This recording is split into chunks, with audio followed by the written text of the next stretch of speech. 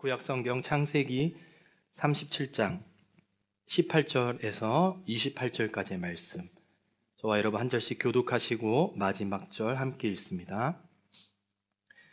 요셉이 그들에게 가까이 오기 전에 그들이 요셉을 멀리서 보고 죽이기를 꾀하여 서로 이르되 꿈꾸는 자가 오는도다. 자, 그를 죽여 한 구덩이에 던지고 우리가 말하기를 악한 짐승이 그를 잡아먹었다 하자.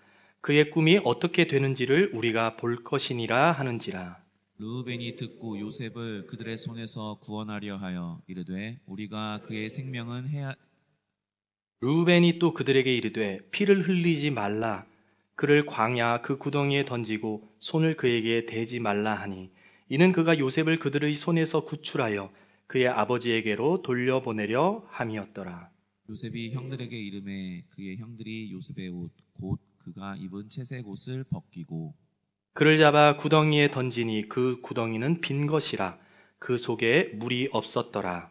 그들이 앉아 음식을 먹다가 눈을 들어 본즉 한 무리의 이스마엘 사람들이 길르앗에서 오는데 그 낙타들의 향품과 유향과 몰약을 싣고 애굽으로 내려가는지라. 유다가 자기 형제에게 이르되 우리가 우리 동생을 죽이고 그의 피를 덮어둔들 무엇이 유익할까? 다 그를 이스마엘 사람들에게 팔고 그에게 우리 손을 대지 말자. 그는 우리의 동생이요 우리의 혈육이니라 하매 그의 형제들이 청종하였더라. 함께합니다. 그때에 미디안 사람 상인들이 지나가고 있는지라 형들이 요셉을 구덩이에서 끌어올리고 은 20에 그를 이스마엘 사람들에게 팔매 그 상인들이 요셉을 데리고 애굽으로 갔더라. 아멘.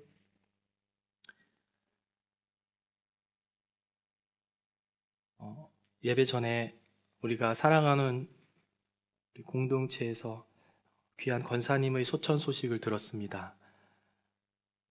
하나님께서 그 권사님의 영혼을 천국으로 입성하게 하시고 그 사랑의 품에 안아주신 것을 믿습니다. 그리고 또한 권사님의 가정과 그 속에 하나님께서 위로하여 주시고 다시 천국에서 만날 소망으로 채워주시기를 기원합니다. 이번 한 달 요셉을 통하여서 만나주시는 하나님에 대해서 나누고 있습니다. 특별히 요셉의 훈련을 우리가 다루면서 이 한 달을 나누게 될 텐데요. 훈련하면은 가장 먼저 제가 떠오르는 것은 군대 군사훈련소였습니다. 군대 안 갔다 온 것처럼 생겼지만 육군을 26개월 복역하고 전역하였습니다. 물론 되게 제가 생각해도 쉽게 군생활 한 것 같아요. 그런데 훈련은 정말로 힘들었습니다. 왜냐하면 처음 배워보는 것들이고 상당한 군기 속에서 차가운 냉기 속에서 그리고 그때는 암묵적으로 구타도 있었어요. 그래서 맞아가며 이렇게 배웠기에 정말로 힘든 훈련이었습니다. 그런데 그 6주간의 훈련을 끝나고 나니 나도 모르던 뭔가가 생겨난 것 같았습니다. 총을 쏠 줄 몰랐는데 그렇게 보이지 않지만 사격도 저희 소대에서 제가 1등하였습니다. 그래서 저는 그 훈련이 끝난 후에 총을 쏘는 부대로 가지 않을까. 그런데 결국 가게 된 것은 행정반이었습니다. 그래서 이제 그곳에서 전화를 받고 또 간부들이 요구하는 군사적인 그런 업무를 보는 것이 저희 주특기가 되었습니다. 그런데요, 처음에 제가 그 훈련을 받고 자대 배치를 받아서 그 부대로 갔을 때 중대장, 지휘관이 저한테 묻는 것이었습니다. 너는 무엇을 가장 잘하니? 근데 저는 지금도 마찬가지지만 그때도 더 했어요. 저는 정말 잘하는 게 없는 거예요. 뭐 기술이 있는 것도 아니고 공부를 뭐 1등 할 만큼 잘한 것도 아니고 뭐 내세울 게 없는 거예요. 그래서 이렇게 얘기했습니다. 저는 글씨를 잘 씁니다. 그런데 군대에서는 글씨 잘 쓰는 게 아무 소용이 없더라고요. 그런데 나중에 정말로 부대 일지를 2년간 계속 제가 맡아서 쓰다 보니 글씨 원래 좀 잘 쓴다 생각했는데 더 잘 쓰게 되었습니다. 그래서 훈련소에서는 제가 하나도 모르던 그런 기술들, 그런 훈련의 과정이 되었고, 원래 할 줄 알았던 것도 2년간의 훈련을 통해서 더 잘하게 되었습니다. 그래서 저는 훈련하면 그때가 딱 떠오르더라고요. 그리고 두 번째 훈련하니까 제가 고등학교 때 1학년 담임 선생님이 생각이 났습니다. 그분은 남자 선생님이셨는데 제가 남고를 나왔어요. 그러니까 시커먼 남자들만 있잖아요. 그리고 이제 시끄럽고 반항적이잖아요. 그러니까 이제 뭔가 기선을 제압하신 것 같았습니다, 처음에. 그래서 교실에 딱 들어오시자마자 처음 하신 말씀이 너희들은 광동탕이다, 이렇게 말씀하시는 거예요. 그게 무슨 말이지? 여러분, 광동탕 혹시 예전에 광고에 나왔던 문구 기억하시나요? 감기는 내 손 안에 있소이다. 그러니까 우리 그 반이 광동탕이라는 거예요. 너희는 내 손 안에 있다는 거예요. 공감 못하시는 최근 세대분들 죄송합니다. 그런데 정말로 그 담임 선생님의 손 안에 있는 것처럼 그렇게 우리를 훈련시키셨어요. 이렇게 교탁을 한 번 두드리면은 딱 주의를 집중해야 하고, 두 번 두드리면은 뭐 조별로 모여 앉고 뭐 그런 게 약속되어 있었어요. 지금 생각하면은 좀 이상한 선생님일 수도 있다, 너무 강압적이다 생각이 들지만, 그때 당시에는 선생님의 말씀을 순종하여서 그 훈련에 따랐습니다. 그러고 나니까 1년이 거의 지날 때쯤이면 한 몸이 되어 있었어요. 여러분, 그러면 하나님은 어떠실까요? 하나님께서도 훈련을 시키실까요? 네, 우린 정답을 알고 있죠. 하나님의 훈련도 있습니다. 저는 하나님의 훈련도 광동탕이라고 여겨져요. 하나님께서는요, 너희 아무리 뛰어봤자 내 손 안에 있다. 너희가 아무리 너의 힘으로 뭘 하려고 하고 나를 벗어나서 자꾸 그렇게 애쓰지만 결국 너는 나 없이는 아무것도 할 수 없다. 그럼 갑자기 광동탕이 사랑스러워지죠. 하나님의 사람에게 훈련은 반드시 필요합니다. 여러분이 하나님을 더 알고 싶으시다면, 하나님께 더 가까이 가고 싶으시다면 그분의 훈련을 반드시 받아야 합니다. 훈련을 뜻하는 영어 표현에는 몇 가지 영어 단어가 있는데요. 제일 대표적으로 트레이닝, 우리 추리닝 할 때 트레이닝이라는 단어가 있습니다. 그래서 아까 말한 군사훈련, 그리고 뭔가 이렇게 기술을 습득하는 훈련, 모두 트레이닝에 해당합니다. 물론 하나님께 받는 훈련도 트레이닝의 하나가 될 것입니다. 그런데 그 단어보다 하나님의 훈련을 가장 적합하게 보여주는 단어가 있습니다. 바로 discipline이라는 단어입니다. discipline. 이 discipline이라는 단어는 disciple, 제자라는 그 영어와 같이 어원을 함께합니다. 즉, 하나님의 훈련, discipline은 그 훈련의 결과, 훈련의 목적이 제자가 되는 것에 있습니다. 그러니까 세상의 트레이닝, 훈련은 그냥 그 특정한 주특기, 특정한 분야, 거기에 기술을 습득하게 되지만, 하나님의 훈련, 디스플린은 그 끝에서 하나님의 제자가 되는 그러한 결과를 맞이하게 됩니다. 오늘 본문에 특별히 요셉과 그의 형제들이 그 하나님의 훈련에 들어가는 장면이 나옵니다. 요셉의 이야기는 보통 요셉 그 당사자의 훈련에 집중해 왔지만, 사실 실제적으로는 요셉과 그의 형제들에게도 다 훈련이 됩니다. 그리고 그 아버지 야곱에게도 훈련이 되는 기간이었습니다. 하나님의 훈련은 개인을 향하지만 동시에 그 가정을 주시하십니다. 그러니 내가 하나님의 훈련을 받을 때에 동시에 하나님께서는 나의 가정도 주시하고 계신 것입니다. 여러분, 내 배우자가, 내 자녀가 하나님의 연단을 받고 있는 그 시점에 아유, 하나님 훈련 받고 있구나, 잘 받아라, 이렇게 편안하게 있나요? 나도 같이 동참하지 않습니까? 나도 같이 간절하게 충고하지 않습니까? 그런 거예요. 교회도 마찬가지입니다. 저분 연단 받고 계시네. 거기서 끝나는 게 아니라 나도 그 하나님의 훈련에 교회 공동체로서 함께 동참합니다. 그분의 연단받는 것, 그분의 고난받는 것을 나도 같이 공감하면서 함께 가는 것이 바로 하나님의 훈련인 것입니다. 그럼 꼭 기억하십시오. 하나님의 훈련의 특징은 개인을 향하면서도 합력하여 선을 이루셔서 가정을 향하시고 공동체를 향하신다는 것입니다. 두 번째, 하나님의 훈련은 범위가 제한되어 있지 않습니다. 내 모든 존재의 영역을 다루십니다. 사람마다 다 다루시는 영역이 달라요. 왜냐하면 예외로 두는 것들이 우리 모두 다르기 때문입니다. 어떤 사람에게는 내가 운영하는 사업체는 하나님의 말씀에는 조금 어긋나더라도 그래도 이건 편법을 좀 써야지, 이거는 좀 예외지 라고 생각할 수 있을 것이고, 내가 버는 돈 이것만큼은 내가 마음대로 쓸 수 있지, 헌금 좀 덜 내더라도 내가 피땀 흘려서 내가 얻은 것인데 내가 마음대로 할 수 있지, 그렇게 예외로 여길 수 있지 않겠어요? 내 자녀는 내가 새 빠지게 기르고 내가 고생하며 그렇게 기른 자식인데 내가 바라는 대로 좀 할 수 있지, 이렇게 등등 예외가 있지 않겠어요?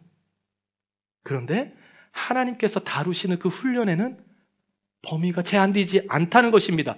그거는 내가 빼줄게, 그러지 않으신다는 거예요. 참 부끄럽지만 이제 은퇴하신 저의 아버지, 이제 한창 목회하실 때 저희 아버지 되게 젠틀하세요. 말씀도 별로 없으시고 담임 목사님이니까 이렇게 거친 말도 안 하세요. 예외가 있습니다. When he is driving, 운전하실 때. 그럼 공감하시는 분 많으시죠? 그런데요, 그 DNA가 저에게 왔습니다. 저는 그게 예외라고 생각했어요. 그러나 여러분, 예외가 아닙니다. 하나님께서는 운전을 다루셨어요. 무슨 운전까지 훈련을 받아. 운전면허 땄으면 끝 아닙니까? 훈련 끝! 아니라는 거예요. 하나님의 사람은 운전하는 동안 그곳에서도 하나님의 훈련을 받는 것입니다. 지금도 받고 있어요. 증인이 저기 앉아 계십니다. 지금도 받고 있어요. 하나님의 훈련은 범위를 제한하지 않으십니다. 그리고 세 번째, 하나님의 훈련은 그 목적이 아까도 말씀드린 것처럼 예수의 제자가 되는 것, 아름다우신 예수 그리스도의 형상을 닮아가는 것에 목적이 있습니다. 어떤 특정한 기술을 얻는 것도 아닌, 부를 축적하는 것도 아닌, 그저 하나님의 사랑을 내 안에 가득 채워주시는 것, 그것이 바로 하나님 훈련의 목적입니다. 여러분, 그러니 하나님께서 여러분을 어느 때 부르실지 몰라요. 지금 받고 계실지도 몰라요. 그때 이것까지 훈련 받아야 돼? 그러시지 마시고 하나님께서 광동다, 너는 내 손 안에 있다 라고 하실 때 하나님 감사합니다. 하나님, 이 기회에 저의 이 못된 죄성을 주님 다 다루어 주시기를 원합니다. 이렇게 순종하며 기쁨으로 화답하는 저와 여러분 되시기를 원합니다. 오늘 본문에서 이러한 하나님의 훈련이 요셉과 요셉의 형제들에게 시작되었습니다. 오늘 이 모습을 보면서 내가 받는 훈련, 거기에 임하는 나의 자세를 한번 준비해 봅니다. 첫 번째, 우리가 하나님의 훈련을 받는 동안 마음과 입술을 가장 먼저 지켜야 합니다. 오늘 18절 말씀 함께 읽습니다. 시작. 요셉이 그들에게 가까이 오기 전에 그들이 요셉을 멀리서 보고 죽이기를 꾀하여. 동생이 오고 있는데 마음에 가장 먼저 생각한다는 것이 나 쟤를 죽이겠다. 여러분, 이게 갑자기 일어난 일 아니지 않습니까? 처음에는 아주 조그만한 티끌만한 미움, 티끌만한 서운함이었어요. 그런데 그 마음을 지키지 못하고 하나님께서 그것을 다루실 때에 그것을 거부한다면 오늘날의 나는 저를 죽이겠다. 어느새 그러한 마음까지 커버린 것입니다.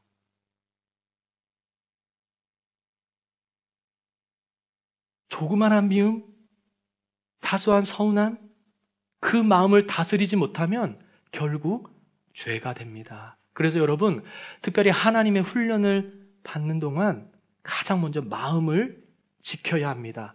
마음에서부터 먼저 하나님께서 다루어 주시는 것을 내가 순종해야 한다는 것입니다. 이어지는 19절 말씀 함께 읽습니다. 시작. 서로 이르되 꿈꾸는 자가 오는도다. 마음에 악독한 것이 채워지니까, 마음이 강팍해져 버리니까 입에서 나오는 말도 비아냥거림이에요. 비난이에요. 부정적인 것이에요. 요셉은 꿈꾸는 자 맞지 않습니까? 그래서 꿈꾸는 자 오는도다 했잖아요. 여러분, 음성 지원이 되세요? 꿈꾸는 자가 오는도다 이랬을까요? 꿈꾸는 자가 오는도다 이랬을까요? 다 아시지 않습니까? 여러분, 우리가 아무리 내 마음을 감추고 그저 입술의 말을 꾸민다고 해도 그 마음은 하나님이 보고 계십니다. 하나님이 다 알고 계세요. 그러니 여러분, 마음을 먼저 지키고 정말로 하나님이 주시는 그 마음으로부터 나오는 아름다운 말의 입술 되시기를 축복합니다. 특별히 하나님의 훈련을 받는 동안 하나님이 내 마음과 입술에 대해서 광동탕 내 손 안에 있어이다 할 때에 알겠습니다. 주님, 내가 내 마음을 점검하겠습니다. 내 나오는 입술의 말을 입술의 범죄로 범하지 않겠습니다. 그렇게 순종하는 저와 여러분 되시기를 축복합니다. 두 번째, 우리가 하나님의 훈련을 받을 때 기억해야 하는 것, 우리가 가진 이생의 자랑은 곧 사라진다는 것을 꼭 기억해야 합니다. 그럼 이생의 자랑, 요한일서에 나와 있는 말씀이 있잖아요. 육신의 정욕, 안목의 정욕, 이생의 자랑, 이것들은 세상의 것이기 때문에 사랑하지 말라고 하셨어요. 근데 이생의 자랑은요, 아이러니하게도 하나님께서 사랑하지 말라고 하셨는데도 자꾸 사랑하게 되어요. 그렇죠? 왜냐하면 이생의 자랑, 이 땅을 살아가면서 자랑할 수 있는 것들이잖아요. 가지면 얼마나 좋아요. 한 개만 가지면 되나요? 아니요. 많이 가지면 가질수록 좋아요. 그렇잖아요? 나 믿음 좋은 배우자 위해서 기도하고 있어요. 근데 이왕이면 믿음도 좋지만 외모도 좀 잘생기면 좋겠어요. 덧붙이면 있잖아요. 이왕이면 좋은 커리어에 그런 사람이면 좋겠어요. 이왕이면 우리 사위, 우리 며느리 될 사람 이러이러한 사람이면 좋겠어요. 이렇게 다들 생각하시고 있잖아요. 그럴 수밖에 없다는 것이죠. 그러니까 이생의 자랑 더하면 더할수록 좋다는 것입니다. 그런데요, 이것은 하나님의 훈련의 안에 다루지 아니하고 그저 그 자랑만을 추구하면 하나님의 훈련 속에 들어갔을 때 오히려 방해가 됩니다.